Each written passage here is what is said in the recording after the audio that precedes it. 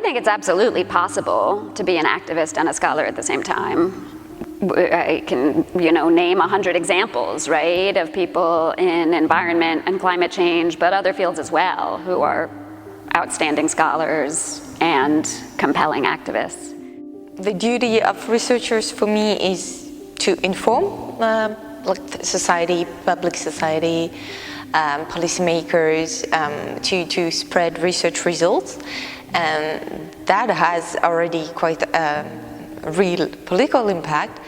I don't think they have a duty to, but to be like an activist, but certainly a duty to share their results and do outreach activities. And certainly I think it is possible to balance these two things if you want to be more active on the public side. Yeah. I think as a researcher in the field of environmental politics, it should also be part of your agenda to communicate your research findings and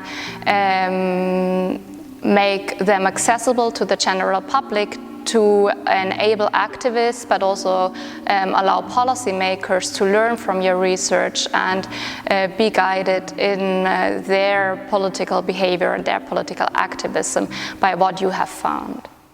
And for some scholars, they might find it quite appropriate to get much more engaged, which is fine. Others might have a bit of a different view, which is fine. But also scholars mostly don't agree on the best ways to address certain problems, which is also fine. I know many climate scientists who reasonably think in their current political setting that would jeopardize the science they're doing, and I wouldn't argue with them about that.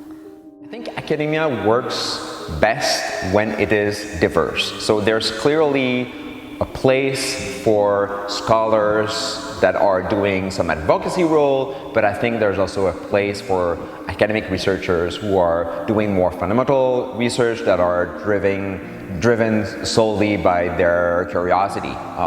And I also think that activism works best when it is also diverse. Activists also, they don't only need researchers that provide them with empirical, with evidence-based policy proposal. They also need researchers that are perceived as being credible and neutral.